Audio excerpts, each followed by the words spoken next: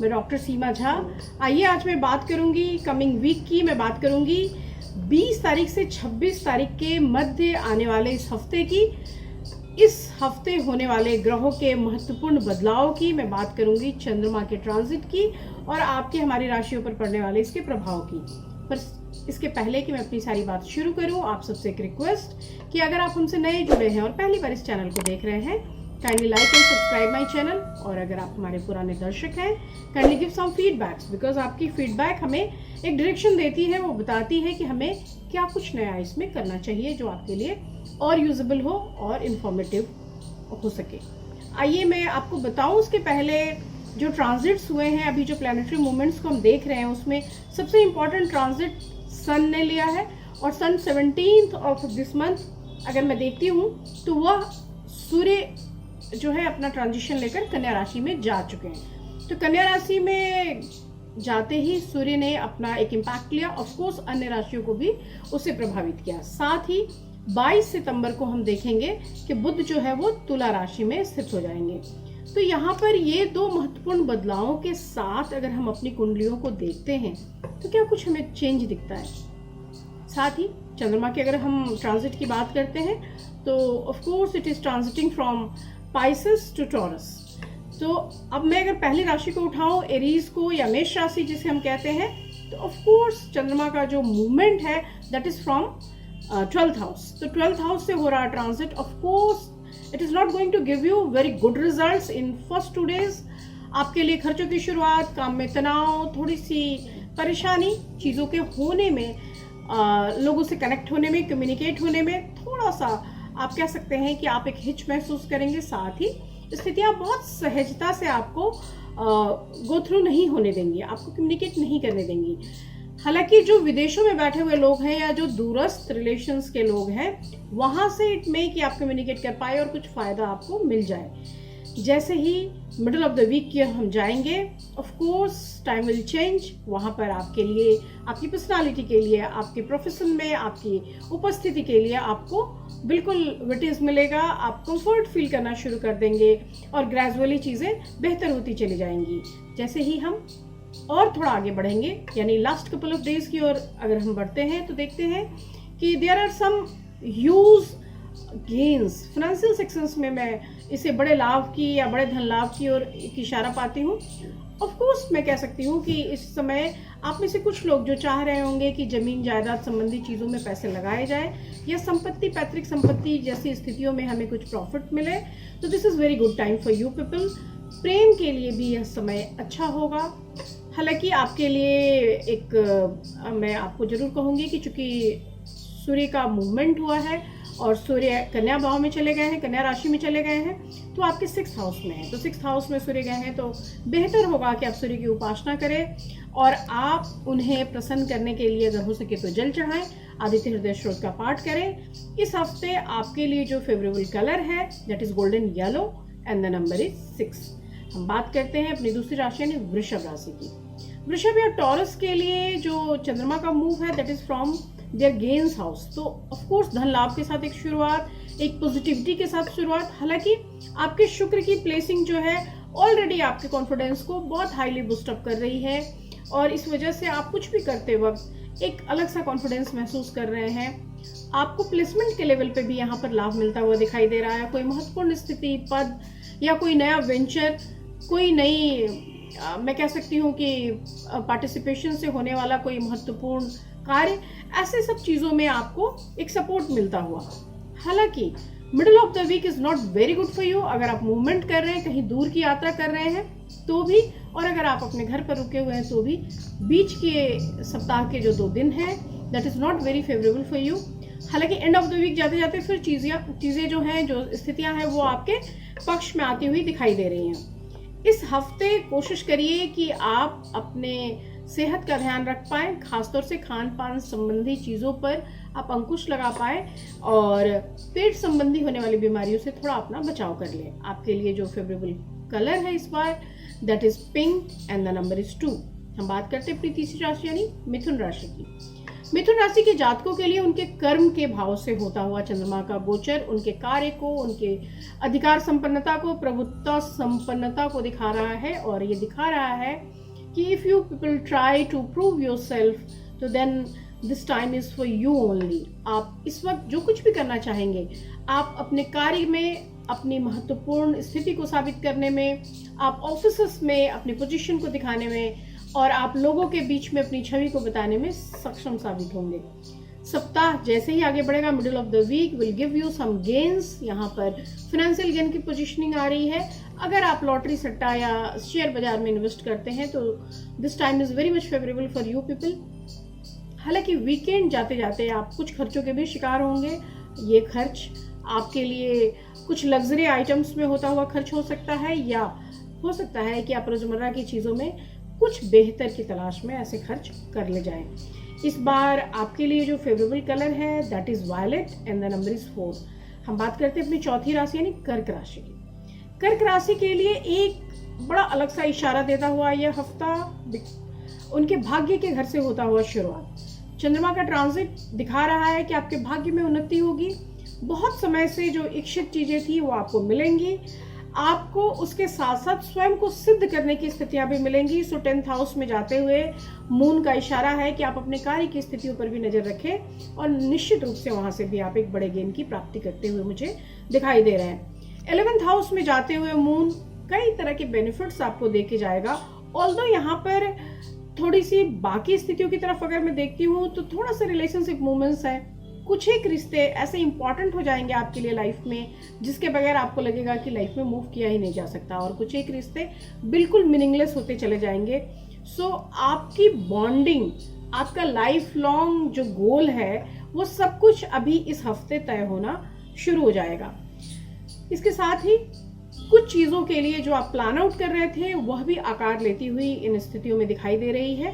बेहतर होगा कि इस हफ्ते आप मंगलवार को फास्ट करें, या कुछ मीठी चीजें खाएं, या कोई रेड थिंग डोनेट करें। आपके लिए इस बार जो फेवरेबल कलर है that is red and the number is 9।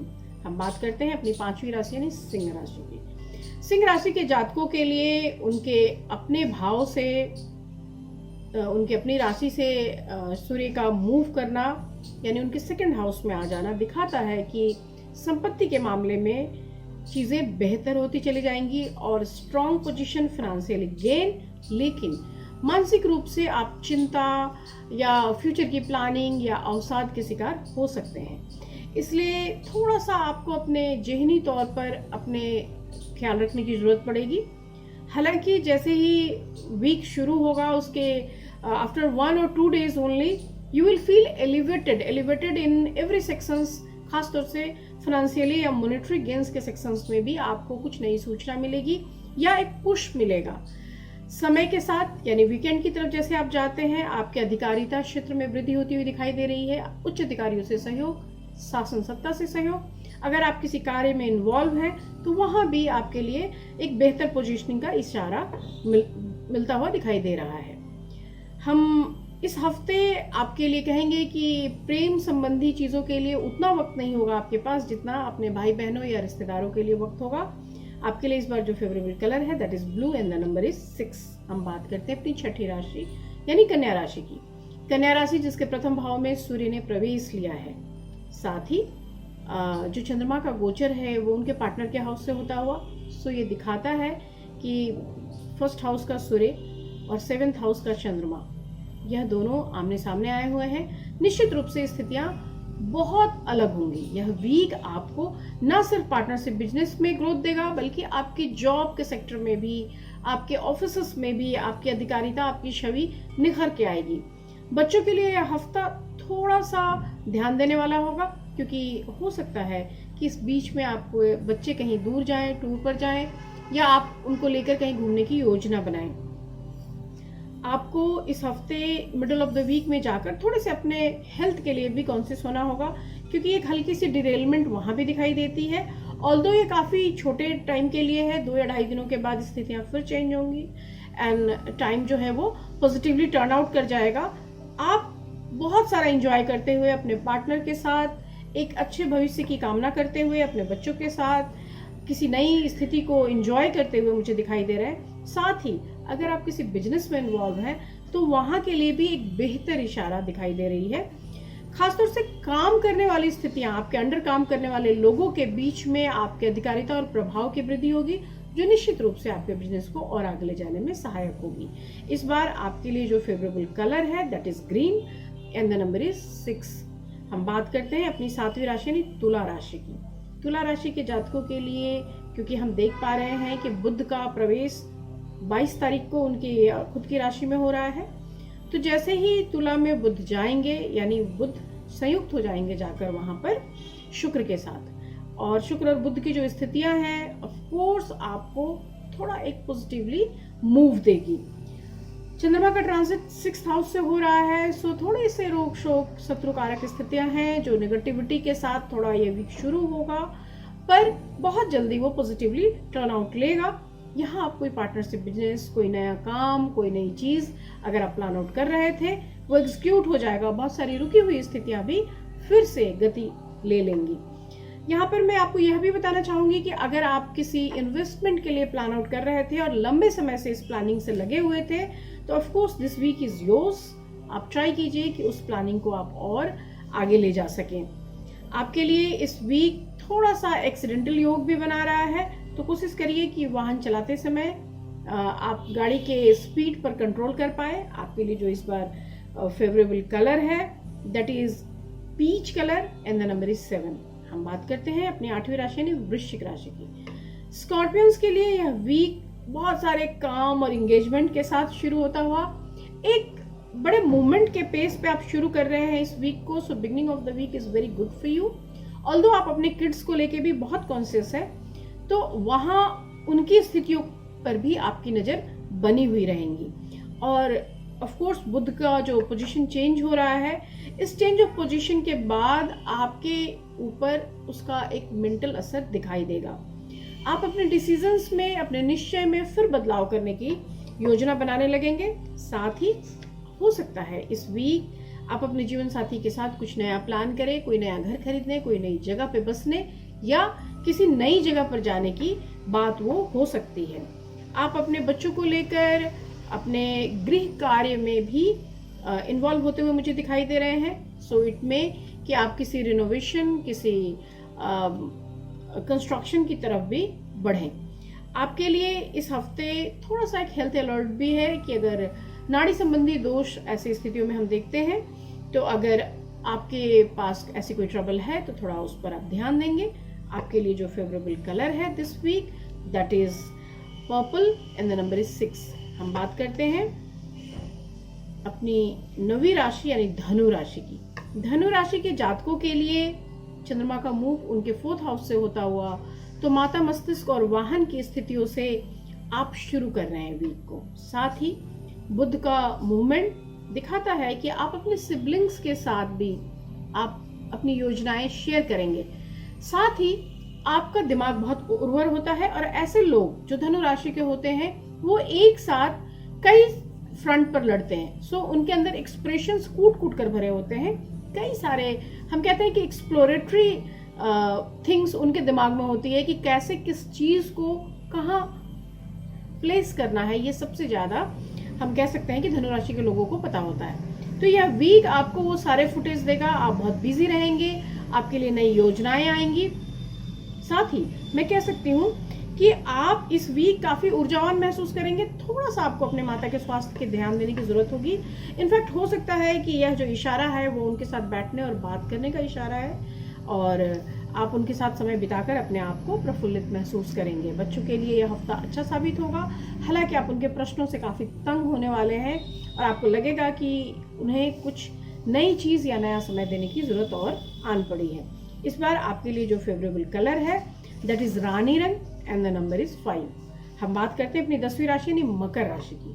मकर राशि के जातकों के लिए चंद्रमा का गोचर उनके 3rd हाउस से होता हुआ शो करता है कि आप अपने संबंधों में एक नया विकास लेकर आएंगे। अपने भाई बहनों के बीच, अपने परिचितों के बीच, रिश्तेदारों के बीच और लोकप्रिय होते चले जाएंगे। यह हफ्ता आपको किसी नए कार्य की ओर पुश करेगा।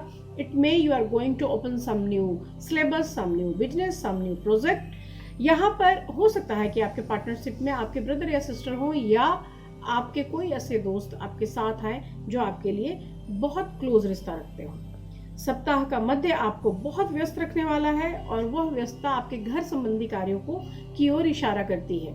इसलिए मैं कह सकती हूँ कि आप अपने हाउस होल्ड वर्क्स की ओर ज़्यादा इन्वॉल्व होंगे और आपको लगेगा कि पिछले दिनों आप अपनी व्यस्तता के दौरान अपने घर पर ध्यान नहीं दे पाए थे। So this is the right time to focus on your home. आपके बच्चे के लिए भी यह जो हफ्ता है वो बहुत इंपॉर्टेंट है। सो वीकेंड में आप अपने बच्चे के साथ कहीं घूमने या कुछ नया करने की प्लानिंग कर सकते हैं। आपके लिए इस बार जो फेवरेबल कलर है that is white and the number is 11। हम बात करते हैं अपनी 11वीं राशि यानी कुंभ राशि की।